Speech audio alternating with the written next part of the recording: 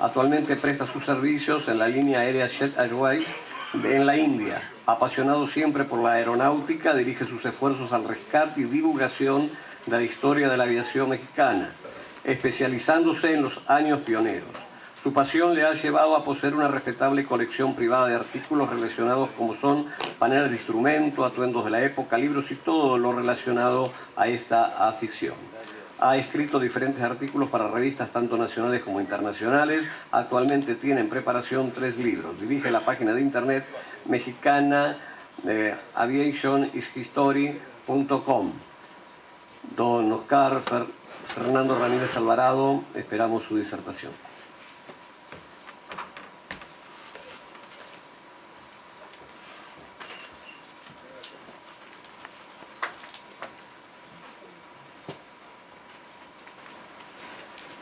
Voy a empezar con un pequeño preámbulo para ubicar su fina atención al tema. Ayer mi compañero y amigo Alfonso Flores habló del primer combate aeronaval en el mundo.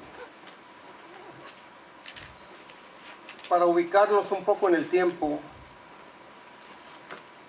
voy a hablar algo acerca de cómo se inició la aviación en México. Al principio, muy al principio, se inició aproximadamente el interés en ella en 1904, 1906, con los sueños e ilusiones de mucha gente. Enero de 1910 vio el primer vuelo en México. Y la aviación militar, México todavía muy convulsionado por la Revolución Mexicana de 1910. Entró un presidente constitucional, sacaron al dictador que llevaba 30 e inició otra vez una lucha muy fuerte la aviación por implantarse. Desafortunadamente no había paz y la aviación se desarrolló en esta época de guerra y muerte. En 1912 se adquieren los 2 primeros aviones con fines militares. 1913 asesinan al presidente. Se inician otra vez luchas intestinas muy fuertes. Para 1914 se adquieren más aviones que participan en diversos actos y combates.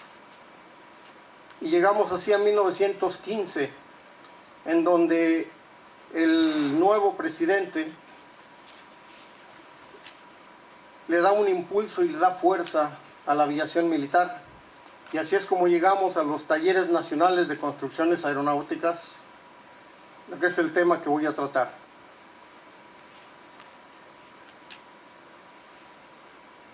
La historia de las construcciones aeronáuticas en México tiene sus orígenes incluso antes de 1900, cuando algunos pioneros dieron vida a sus sueños con la creación de frágiles armatostes que pretendieron hacer planear y volar.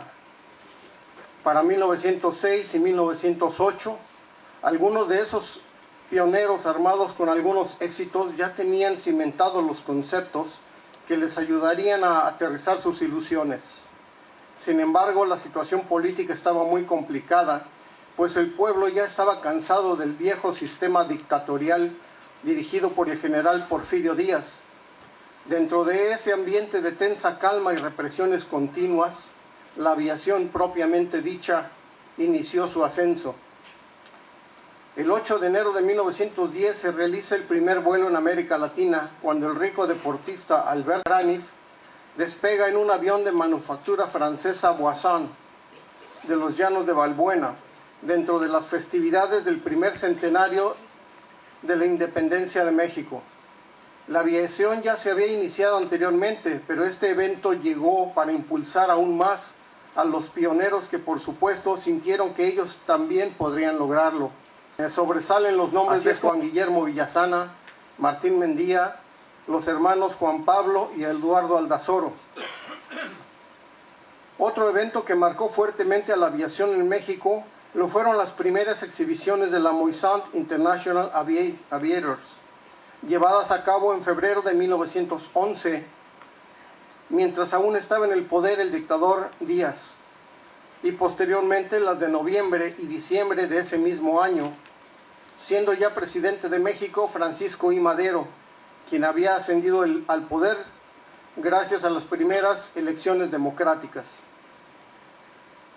Durante estas últimas exhibiciones, Madero realizó el primer vuelo de un jefe de Estado en funciones cuando fue invitado a volar por el piloto George Dayot en el monoplano de Perdusan el 30 de noviembre de 1911. Este evento convenció a Madero de la utilidad de la aviación y permitió que fueran adquiridos los dos primeros aviones tipo Blériot con fines netamente militares, mismos que arribaron a Torreón, Coahuila, en el norte de México, en septiembre de 1912. Luego de ser asesinado Madero por órdenes del entonces secretario de Guerra y Marina, general Victoriano Huerta, el 22 de febrero de 1913, se levanta en armas el gobernador de Coahuila, Venustiano Carranza, quien agrega más aviones al parque aéreo mexicano con la compra de 3 monoplanos Moisant tipo Morán-Saulnier, con los que se crea la flotilla aérea del ejército constitucionalista. Luego de diversas campañas militares y al resultar triunfante el constitucionalismo, se ordena que todo el material aéreo disponible en la República sea concentrado en Balbuena, en donde a instancias del piloto Alberto Salinas Carranza se crean los Talleres Nacionales de Construcciones Aeronáuticas el 15 de noviembre de 1915. Los talleres nacionales fueron el resultado de la experiencia ganada en los campos de batalla por la flotilla aérea constitucionalista y de las apremiantes necesidades del nuevo gobierno, que vería retada su autoridad casi de inmediato. Estos talleres también fueron producto de las dificultades para importar material aéreo desde los Estados Unidos o Europa, pues la Primera Guerra Mundial estaba en su apogeo. Los inicios de los talleres fueron, por supuesto, muy difíciles, pues aparte de encontrar oposición dentro del mismo gobierno, se presentó el problema de no tener mano de obra capacitada. Estos inconvenientes fueron subsanadas con cierta fluidez, ya que se les proporcionó como instalaciones un viejo edificio que había servido como picadero de artillería en los campos de Balbuena, mismo que requirió una amplia remodelación con los escasos recursos económicos disponibles. Ante esto se contrató personal que se adiestró conforme se sucedían las construcciones y se empezó a avanzar con paso decidido gracias al respaldo del presidente Venustiano Carranza. Los personajes clave en los talleres nacionales serían al principio el piloto Alberto Salinas, el mecánico italiano Francesco Santarini, Juan Guillermo Villasana de México, y posteriormente lo serían el piloto Gustavo Salinas Camiña y el ingeniero Ángel de Lascurain y Ocio. Luego de los primeros aviones construidos, se dio paso a los fabricados en serie, siendo estos denominados como serie A, B, C, D, E, F y G. La producción no era muy numerosa, por supuesto.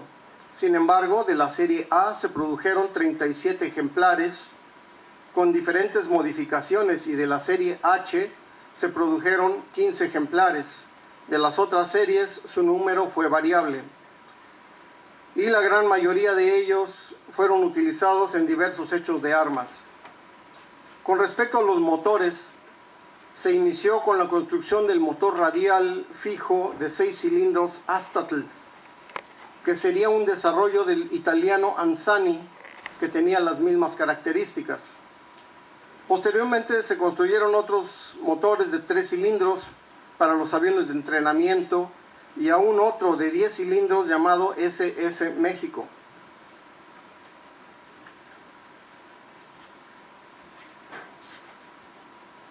Las hélices fueron otro de los grandes logros.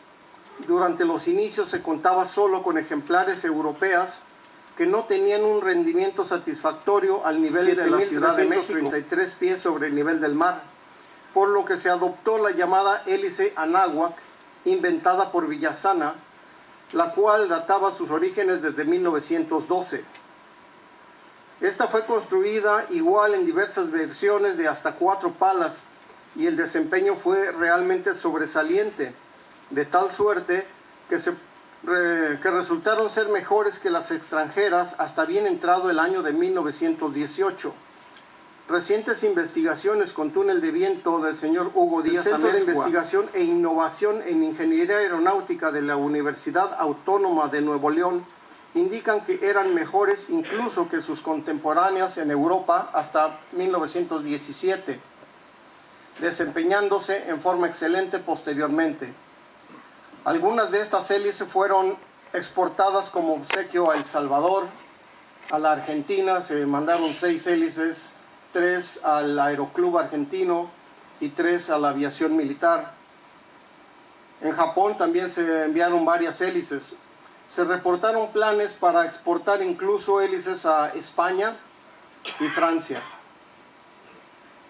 El excelente trabajo de los talleres nacionales de construcciones aeronáuticas en sus años dorados se patentiza por el hecho de que de los aviones construidos, solamente 2 se perdieron en accidentes, con la respectiva muerte de sus pilotos, y una vez corregido el mal encontrado en los montantes de las alas, que habrían sufrido fatiga por las maniobras acrobáticas, ya no se volvieron a encontrar mayores problemas.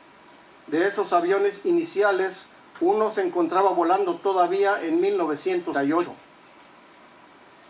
El asesinato del presidente Carranza el 20 de mayo de 1920, ordenado en complot por los generales Álvaro Obregón, Plutarco Elías Calles y el licenciado Adolfo de la Huerta, detuvo por completo la operación de los talleres.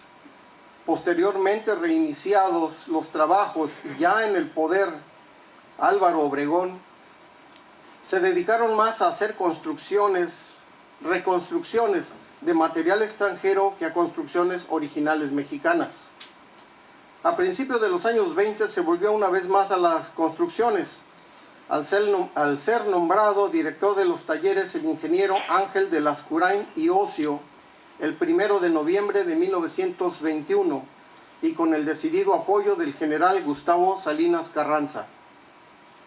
Varios de los aviones diseñados por Lascurain fueron construidos y resultando todos ellos de gran calidad y rendimiento.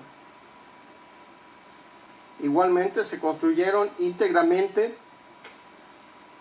aviones ingleses tipo Avro 504K, de los que se produjeron aproximadamente 50-60 aviones, que en México se les denominó como Avro Anáhuac por los cambios realizados en el tren de aterrizaje y otras áreas internas.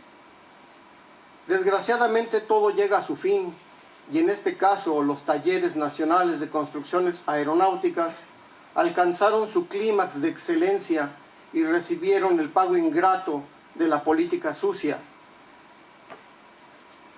Al llegar Álvaro Obregón a la presidencia, su principal objetivo era que se reconociera su gobierno en todo el mundo y principalmente en los Estados Unidos, cuyo flujo de capitales Obregón lo consideraba como una panacea para sacar el país de la debacle en que seguía sumido luego de tantos años de luchas fratricidas. Es así que para agosto de 1923 se firman los tratados de Bucareli, en donde el gobierno norteamericano exigía la no retroactividad de varios artículos de la Constitución mexicana, especialmente el 27, en donde se declaran propiedad de la nación los recursos naturales del suelo y el subsuelo de México. Esto afectaba, por supuesto, a las compañías petroleras asentadas en suelo mexicano, tomando en consideración que en esa época México era el segundo productor de petróleo en el mundo. Asimismo, y ya confirmado con datos y hechos históricos, Obregón aceptó que México no desarrollara maquinaria pesada y aviación durante por lo menos 50 años posteriores. Así, luego de una fuerte reestructuración del ejército en 1925, los talleres nacionales de construcciones aeronáuticas fueron auditados. Todo se encontró en perfecto orden luego de la excelente gestión de Ángel Lascurain, y sin embargo, estos fueron reestructurados. Se les cambió el nombre por Talleres Nacionales de Aviación y todos los aviones en proceso de construcción fueron literalmente destruidos por orden superior. Posteriormente, y así planificado, llegó Plutarco Elías Calles al gobierno y se encargó de cimentar bien el respeto a los famosos tratados de Bucareli, aunque con sus altas y sus bajas, una excelente época de construcciones aeronáuticas mexicanas vio un fin ingrato. Años después, con otros proyectos, se logró fabricar aviones, en su mayoría aparatos hechos bajo licencia y de producción muy limitada. Pese a ello, esa producción se enfocó principalmente a labores agrícolas y de desarrollo regional. Los talleres nacionales de construcciones aeronáuticas terminaron sus días y a la fecha México está intentando retomar el camino perdido. Muchas gracias.